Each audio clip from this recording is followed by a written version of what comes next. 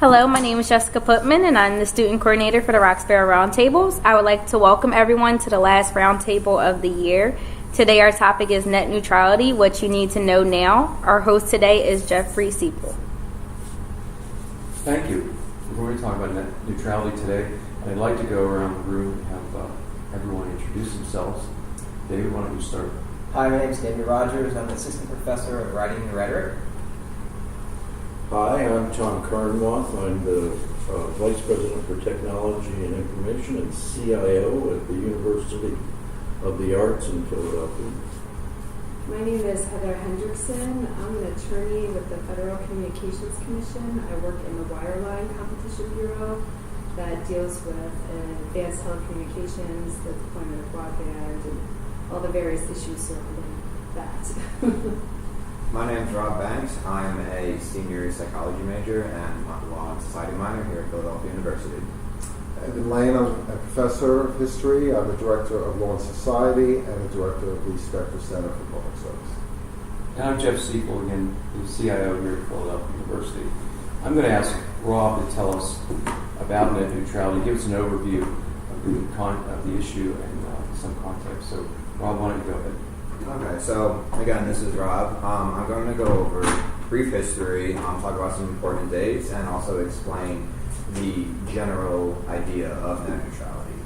So the concept of net neutrality is the idea that any consumer that is using the internet should be able to access any content, legal content on the web without having any kind of prioritization over the bandwidth. So that would mean that an internet service provider or any other entity that might possibly want to control the internet cannot decide what is and is not accessible, which also can mean that ISPs cannot throttle certain traffic because they don't agree with it, or so long as it's legal. Some of the important dates with net neutrality, because even though it's more recent, it's not more recent in the news, it's not actually a completely new thing.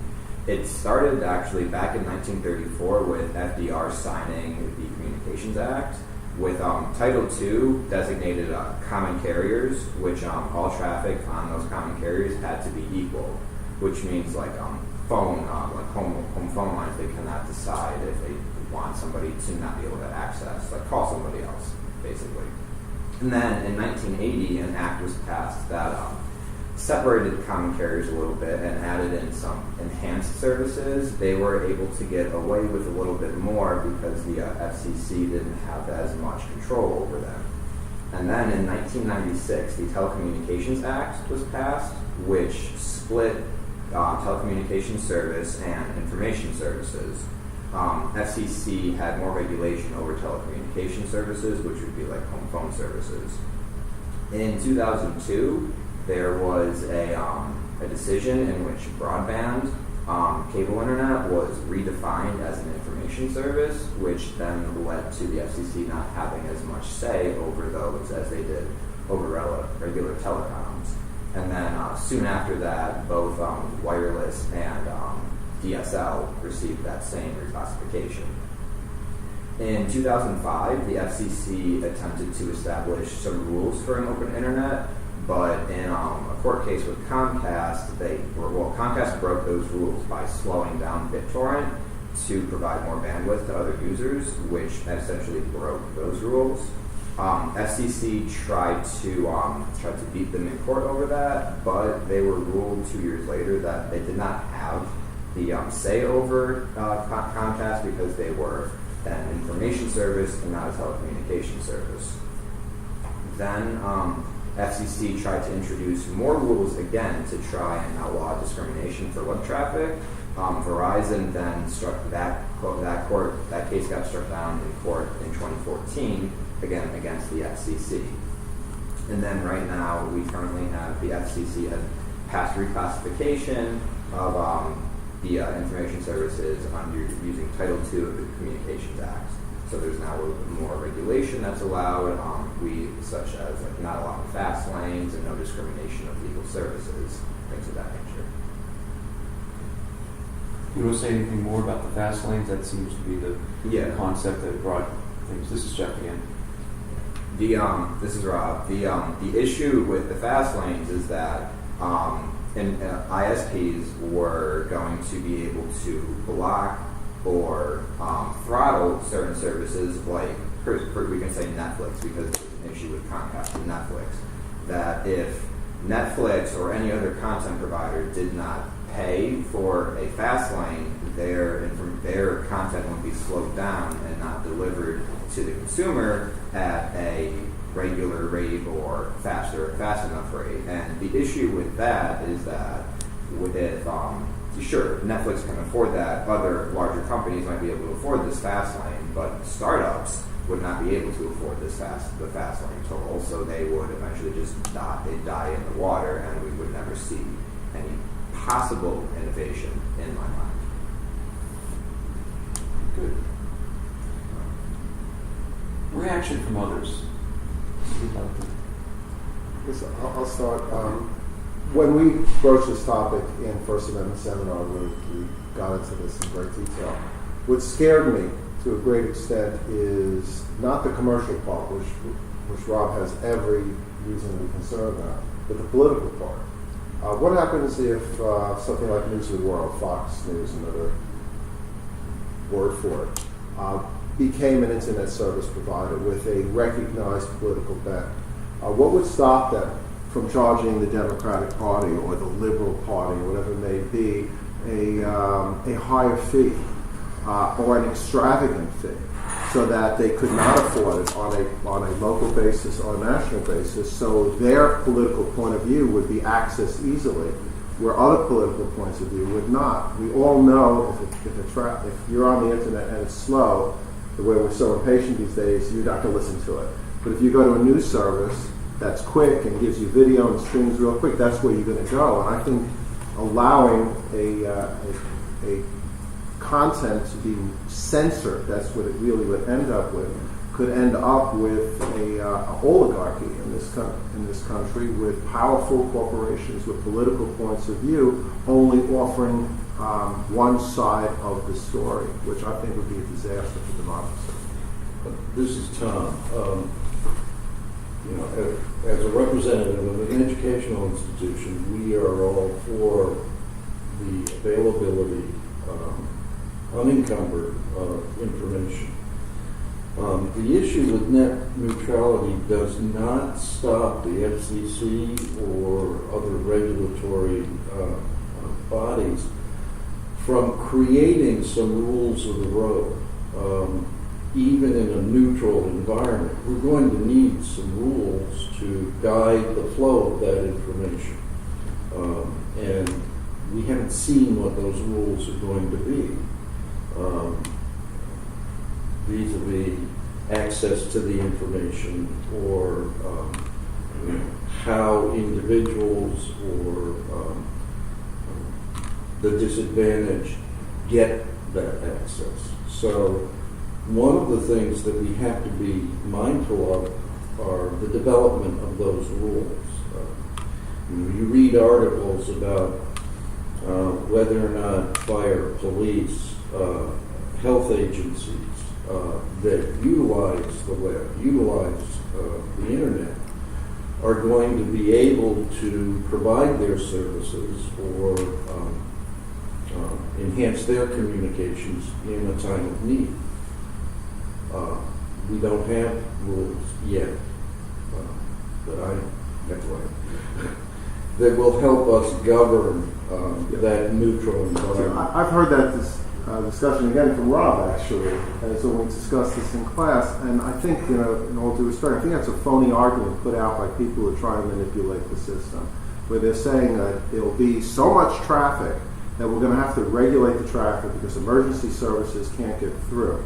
The only reason why there's a limitation on bandwidth is because it's artificially been kept that way. There is perfect capability of providing more and more, as a matter of fact, what is it called? Dark wiring, whatever that's the Google's trying to take advantage of. Google Fiber. Right, Dark fiber. Dark fiber. It's out there, and very, very available, and we can broaden it and broaden it and broaden it. The issue is they don't want it to be broadened. Jesse? This is Jessica. What is dark fiber? it's unlit. This is Tom. It's fiber that has been laid all across America that is underutilized or not utilized at all. Primarily in population. In urban areas, primarily, but not in rural. This is Jeff. It's generally in anticipation of other Growth. services, growth, the need to transport stream of packets from one point to another when the existing fiber has reached capacity, which is a very, very, very large capacity. And to Evan's point, I subscribe to a service that is a fiber to my home, and I can assure you that what I buy is a fraction of the capacity of that particular technology. So some of the governing, if you will, of what comes to my home is a function of what I'm willing to pay and what the provider charges. We do pay extraordinarily high rates per megabit in the U.S. versus other parts of the world. By a factor, I'm looking at the graph right now. In Japan, they pay as little as 4 cents. In South Korea, under 25 cents, and we, on average, pay over 50 cents per meg, per gig. I'm sorry.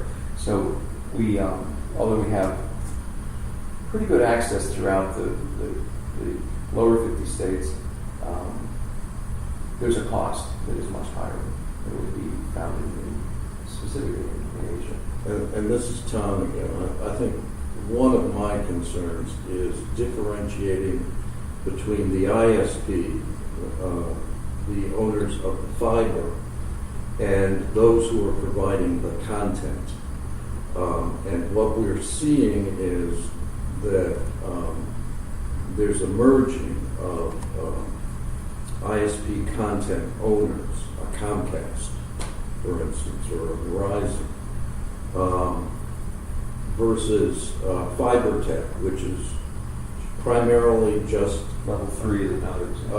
a conduit provider, and it's that differentiation that worries me. How an entity has both sides of the equation. This is Heather. I just could maybe take a minute to talk about the process. I think at first episode Rob did a fantastic job, and you should consider an internship at the F.C.C. You did a wonderful job. You took everything I was going to say. You hit a lot of the important dates and a lot of the important decisions. That was wonderful. Just in both the 2010 rules that were struck down by the D.C. Circuit, which you mentioned, and this most recent rules that came out in February, the process is done by a notice of proposed rulemaking, where the commission takes the existing record and the policies that has come forth and it puts it out for comment.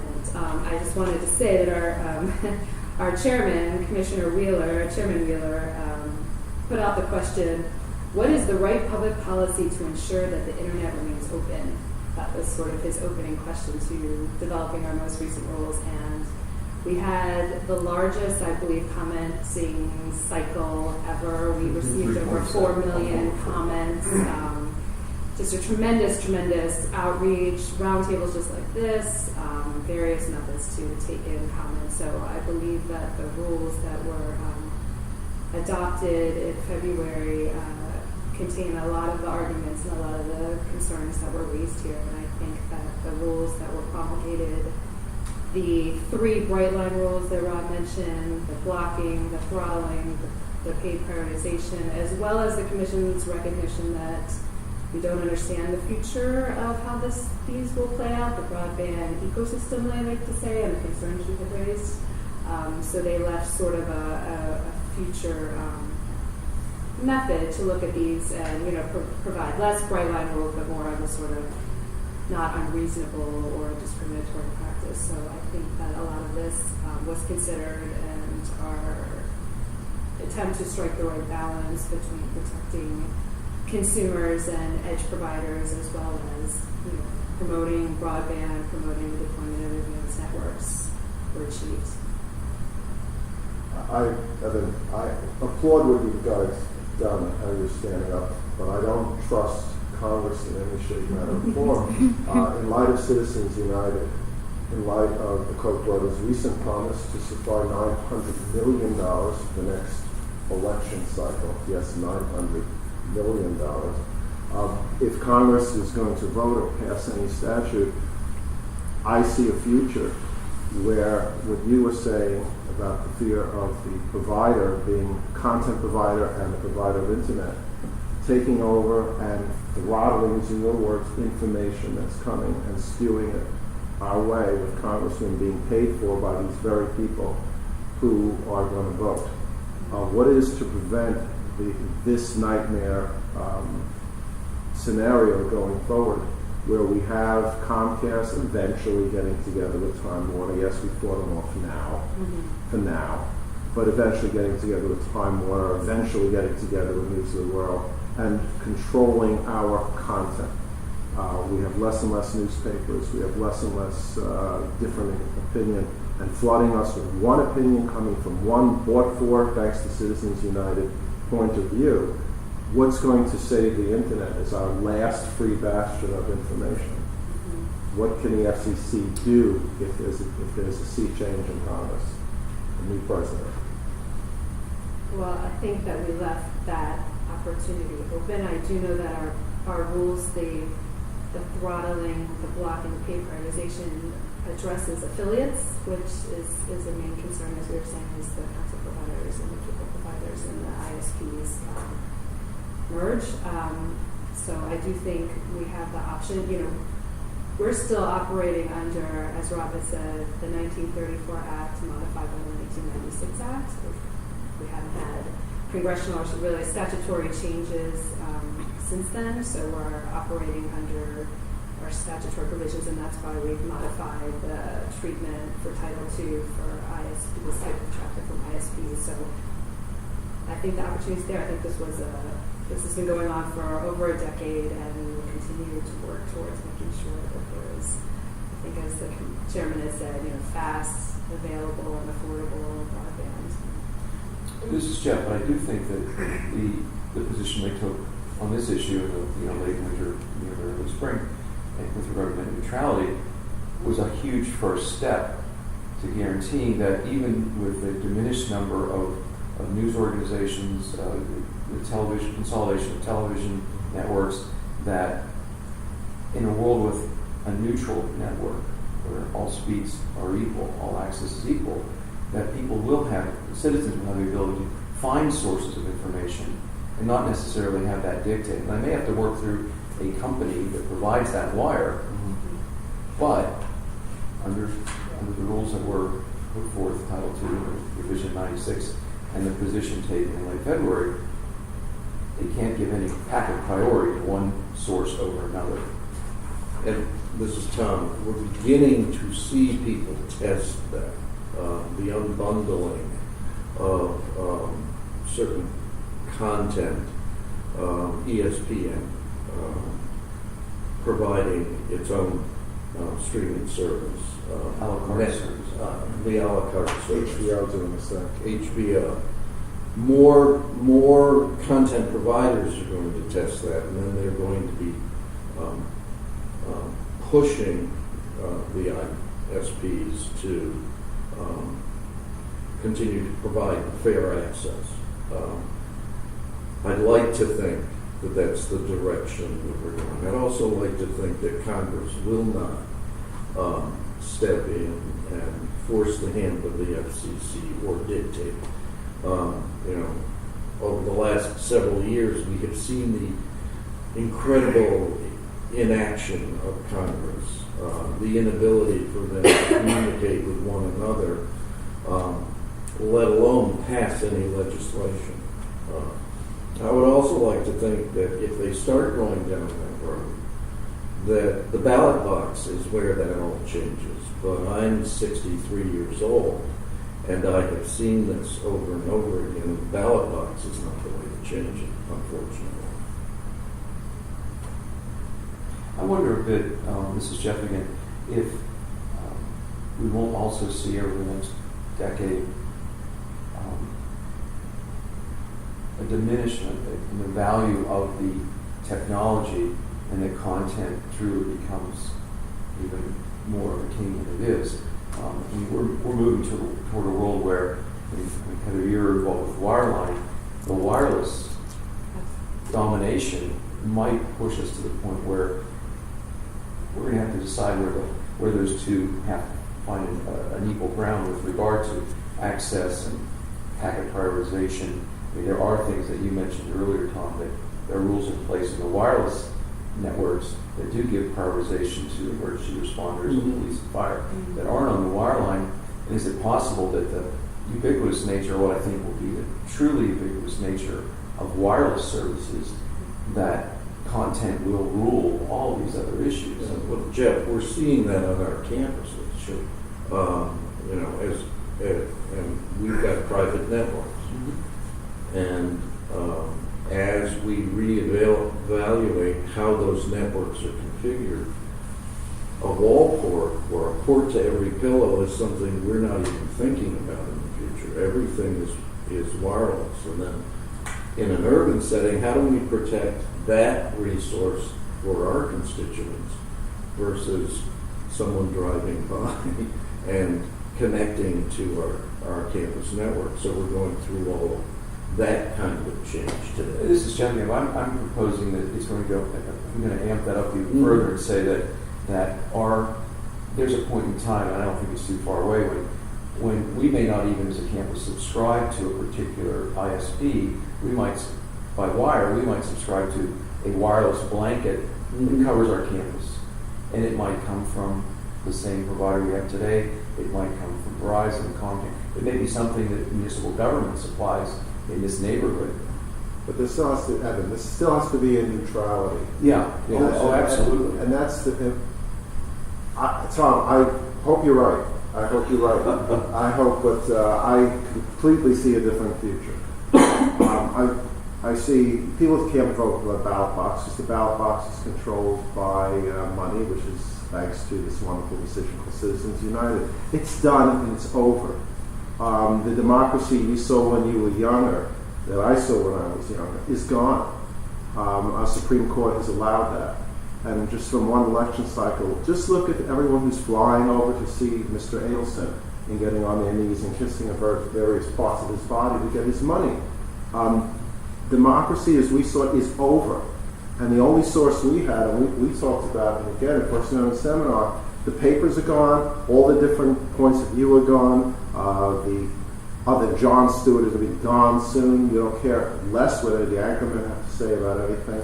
That's gone. So I would always say to the class, where do you go? And Rob and everyone else, we go to the internet because we have access to all these different points of view and all these different things, and we don't care about Fox, we don't care about MSNBC. We get our different opinions from all these sources. But when, Rob, I'll ask you, if you're going to go into those sites and you're going to wait 2 minutes, 3 minutes for a download, you're going to stay on that site?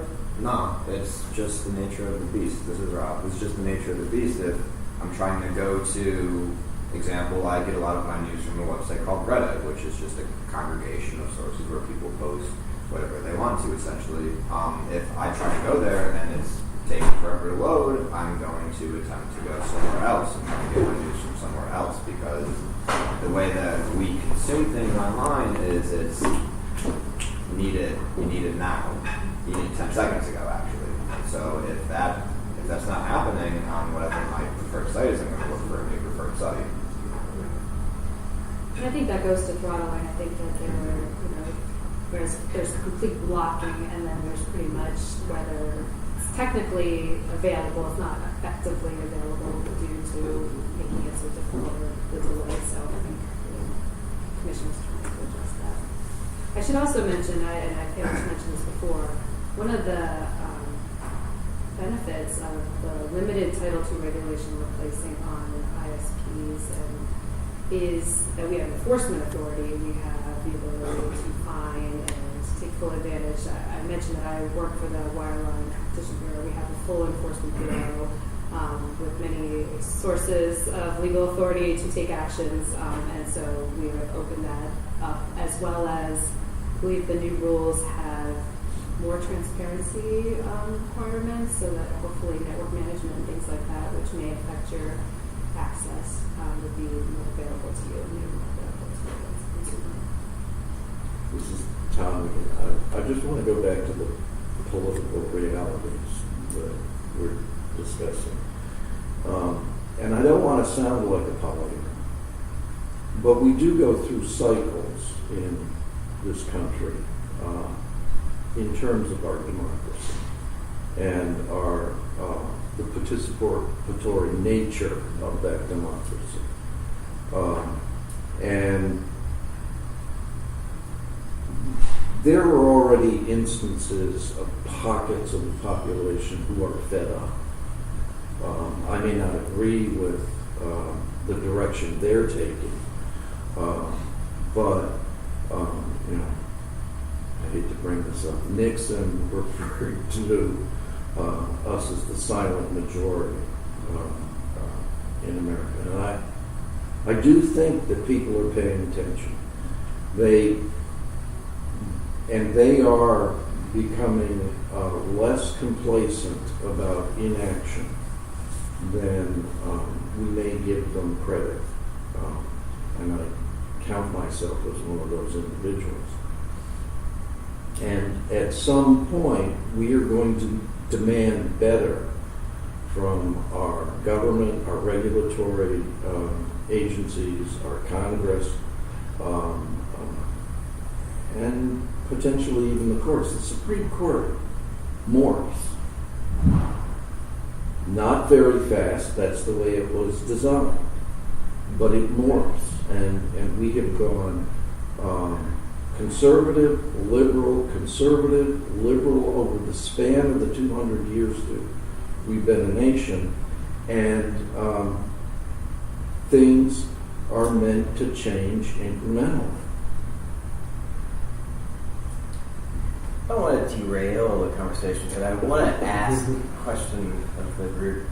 We're talking about pro-neutrality. I think we need that, obviously, for a variety of reasons that we've all been discussing. But we're working from an assumption that I want to trouble a little bit, that is it currently is affordable, accessible right now? Because I'm moving in a couple of weeks, and I had to set up an account with Comcast because it's the only provider in the part of the city that I'm moving to get the speed of internet. The blast was like $80 a month, and I'm sitting here thinking to myself, that's a lot of money. I'm a very privileged person. I have a full-time job at the university. If I had another life, would I be able to afford, or would I make the choice to afford that cost? I think we're still working from a side of privilege and the accessibility of who gets to use the internet as frequently and the kind of frequency. And I'm thinking of it globally too, not just in the United States. But well, that's the availability on the other side. See, what they're trying to do is soak on the content providers to get as much money from them as possible, holding Netflix hostage as they did, and then on the other side, getting all the money they possibly can from the users. So they get it on both ends. They're trying to get on both ends. And as you put out, Jeff, 50 cents we're paying, 53, which is several $1,000% more than most countries are paying. Yeah, it's fine. Why is the FCC allowing that? Why is this non-competition allowed? I thought there was these laws about monopolies that used to exist. There's a guy named Teddy Roosevelt that used to go around talking about monopolies. What happened? How is it that Comcast has got this amazing monopoly and almost got together? If it wasn't an outcry, which will be gone in a year because we're watching more Kardashian shows and we'll forget about it. But how is this allowed to happen? Who's watching? Heather? Help, Heather, help. In fairness, that is a different agency. I really couldn't comment on the mergers or on the regulations and things like that. That's just sort of out of my daily I hear your concern. This is Jeff again. I think one of the most powerful things to come out of what happened leading up to the decision, again, is the fact that, I had a 3.7 million. You corrected it to over 4 million. If there is wisdom in any of the things that happened in the past 6 months, I think the FCC understood, but I think for the corporations that were lobbying and now are suing to have that law back down, if there's wisdom for them, it's in the fact that 4 million people express their opinion, primarily electronically, I would guess. And I mean, other than it wasn't, as you said, this is a response from a segment of the population that can afford and is tuned into this. There's another segment that probably wasn't represented. If they go push harder down that road, there could be some serious backlash. More than 4 million comments. This is Tom. Take that 4 million and parse it as to what is corporation, what is individual, and then lay that up against recent surveys that say the majority of individuals are opposed to net neutrality because they're opposed to increased regulation, whether right or wrong, but this is the sentiment. They're fearful of increased regulation and the potential problems that faces for them as individual consumers. And how do you square that? You know, the understanding of the public as to really what net neutrality is. This is Rob. Real quick to touch on that. I feel one of the issues is that with a lot of what's been going on, ISPs are now twisting this into, understandably so, some people are very concerned about regulation being more equaling a larger government's hand in it, and the government possibly regulating it and controlling it. But ISPs are twisting what's happening now to say that the government is going to completely control the internet, and they're saying that these new F.C.C. rules are going to lead to a dark age of the internet, essentially, in which we can't access what we want to because the government will say we want to, and I think that comes to that. But also to talk about what was mentioned about the availability of the internet at an affordable price, that's another issue because you were mentioning. Are you moving into Philadelphia? Somewhere in Philadelphia? I'm already in Center City, but yeah.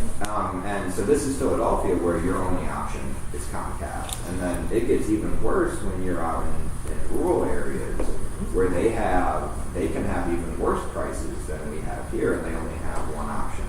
And though I'm wary of control on either end, of government control or big business control, I do feel like we do need something to get some more competition out, and I think that this is a step in the right direction with the reclassification, but there's nothing right now that's going to regulate any kind of pricing or anything like that, unfortunately, but like I said, I feel this is a step in the right direction. Well, this is Jeff, and just to clarify for a minute, if we go back to the 30s and the origin of Title II, the government didn't take over the phones. It didn't take over the break. I think that's such a false and hollow argument. I just don't think it has any. It is to maintain an equal and balanced roadway, if you will, in this case, a virtual roadway. It is not about us all writing our utility checks or however we pay to the federal government for having electricity or phones or what have you. It just isn't anywhere near that. I definitely agree. I just feel like that's what a lot of people feel. Right. It is one of the 5, affectionately called lies about what net neutrality will do. And a couple of other ones have to do with it will stifle innovation, which that's not true. And it's not good for business. Well, it's maybe not good for some businesses, but those businesses we know in this particular case are very, very large internet service providers who are frankly quite profitable, anywhere near being unprofitable, and are concerned about really their business model and how it's perpetuated. How can I see, because we established millions of people were upset.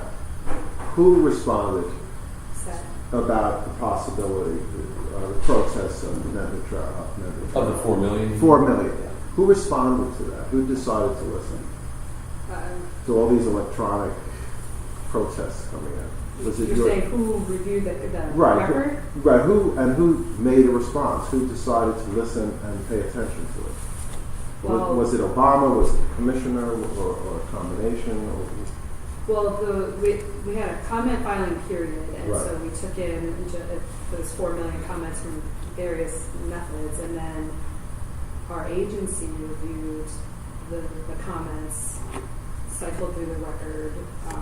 It was definitely an inter-bureau effort, enormous amounts of hours and staff, hours went into it.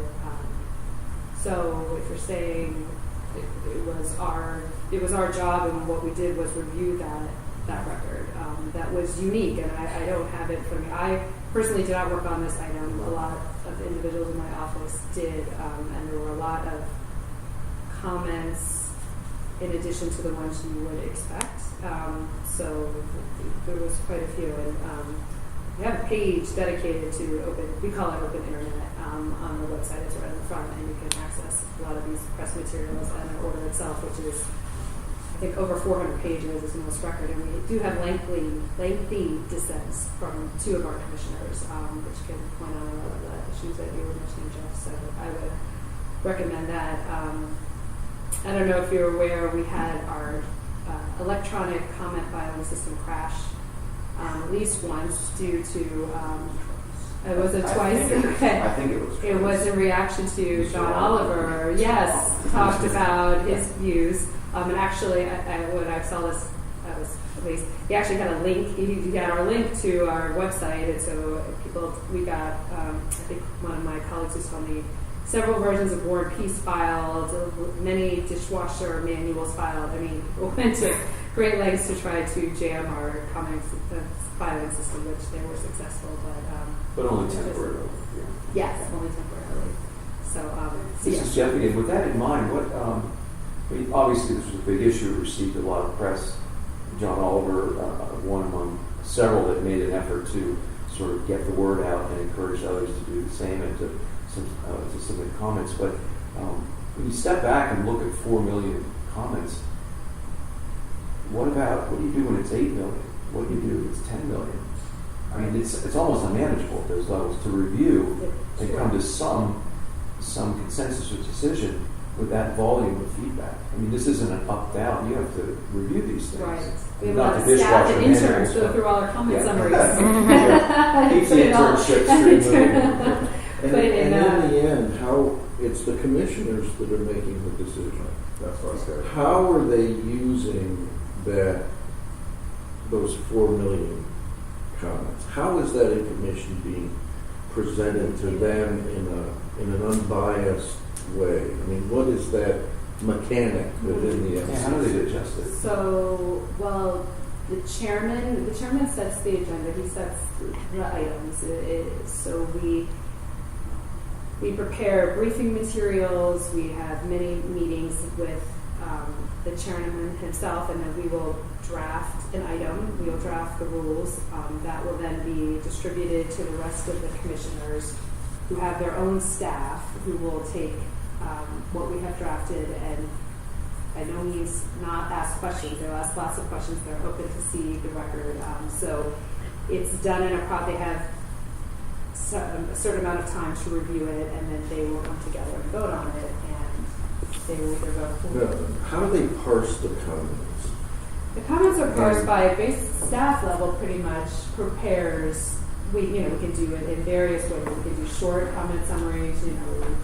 Certain industry members are doing this. We're getting public advocacy organizations that are saying this. We're getting individuals saying this. Those interested in rural issues. Those interested in schools and libraries. Those interested in but we can break it down in many ways, and so it's digested that way. Probably into certain categories, and then it can be done in And different then I'm ways. assuming that if they wanted to, the commissioners could read verbatim.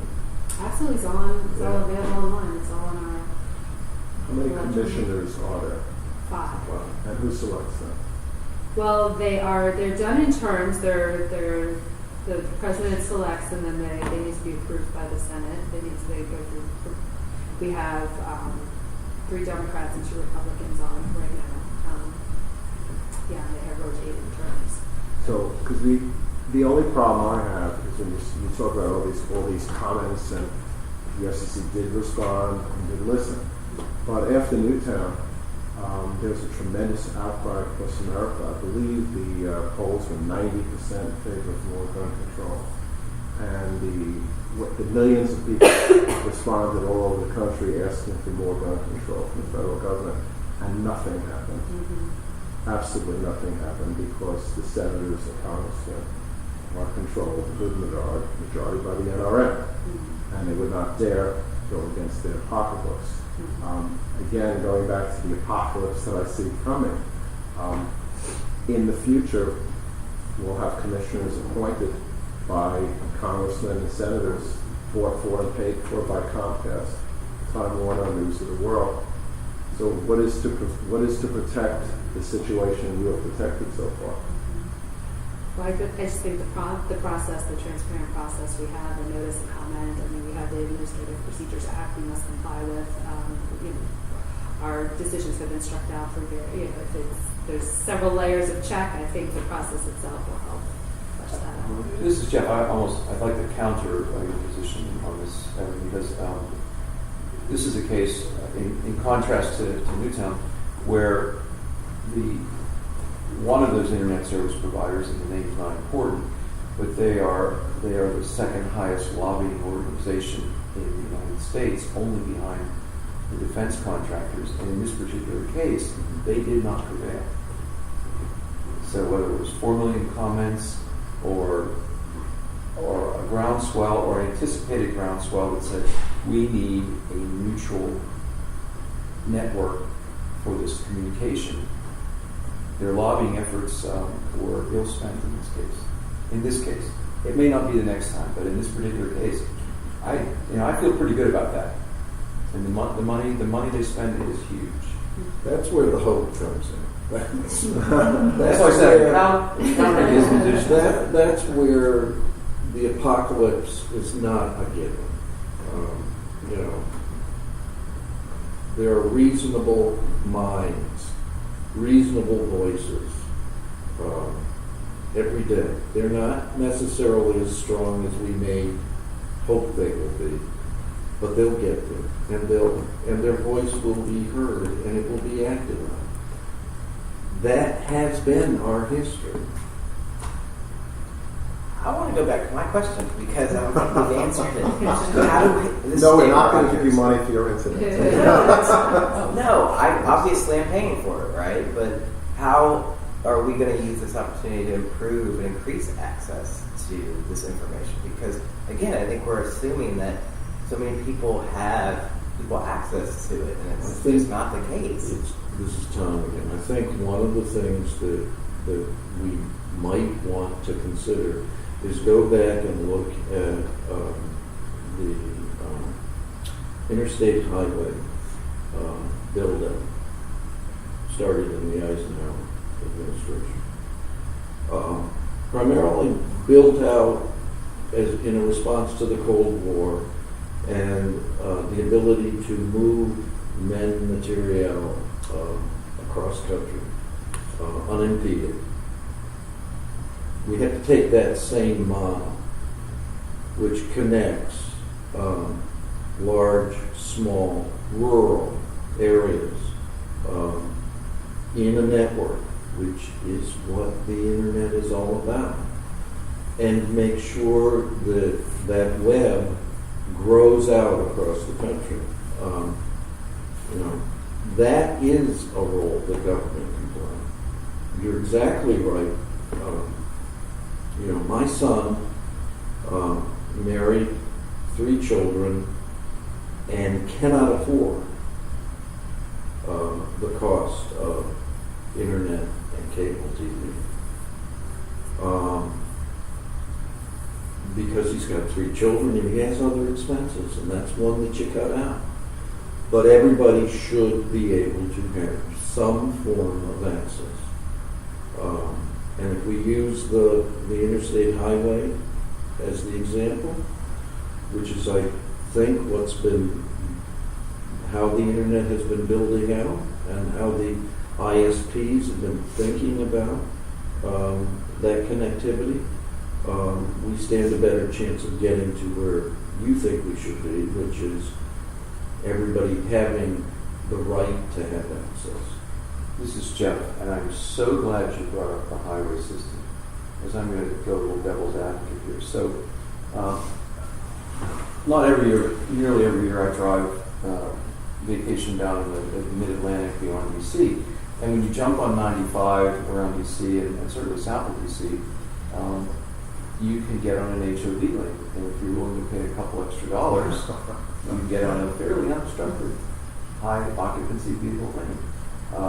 They're very popular in South Florida, and these are not private highways. I believe that there's another one from the 495 Beltway out toward Dulles, which was privately built, which I think is so. There's also a new one in Baltimore. Okay, so now we have a highway analogy, and I don't like the traffic. It's moving at X. I can move at 3X, and I jump on, and my Easy Pass charges me a couple dollars, and I'm like, oh, what's wrong with that? Isn't that in a way what the ISPs wanted?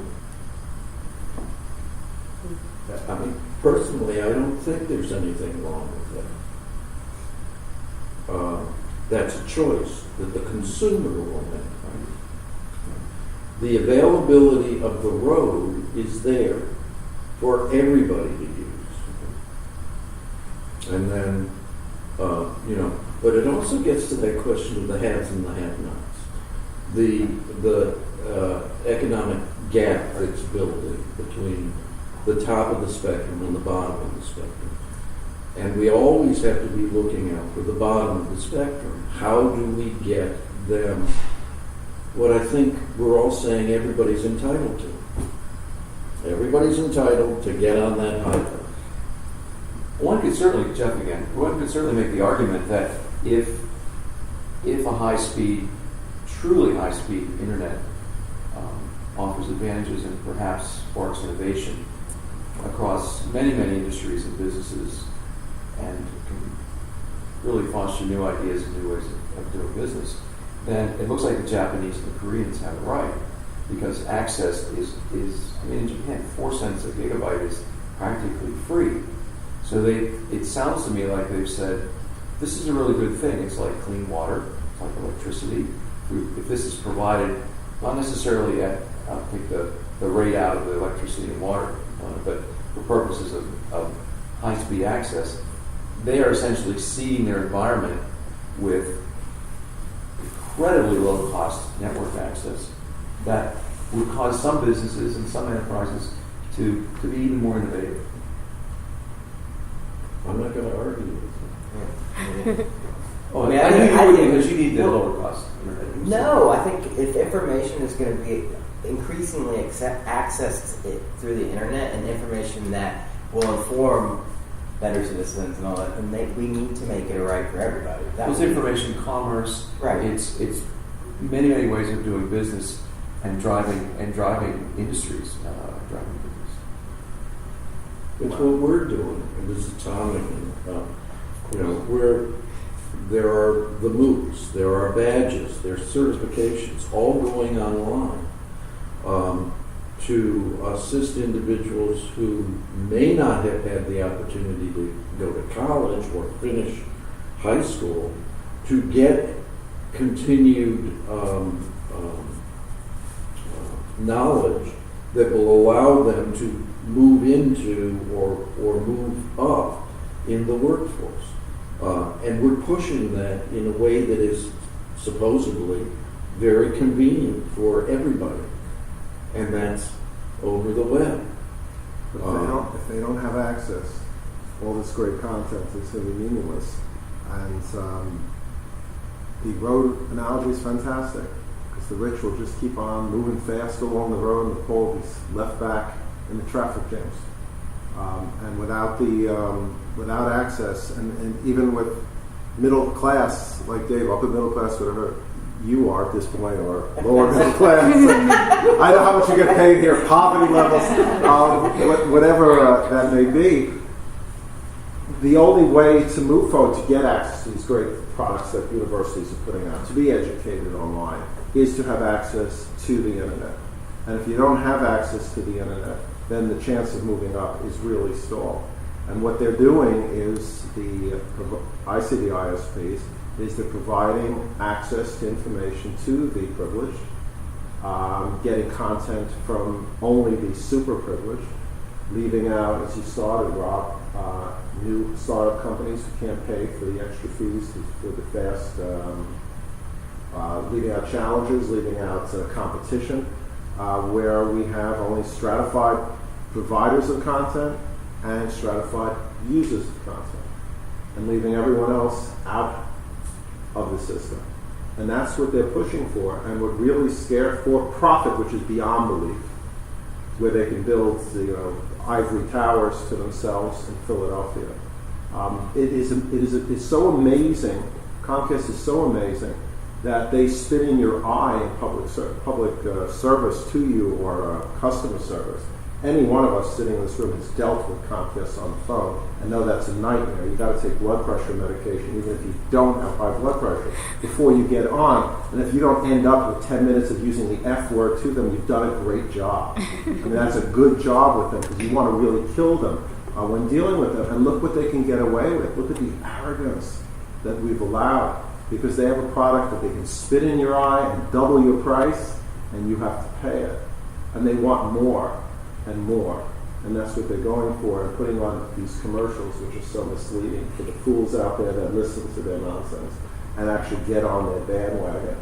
So, again, getting back to the apocalypse that's going to happen, that eventually these very good commissioners that you work for, Heather, who listened, how wonderful that was.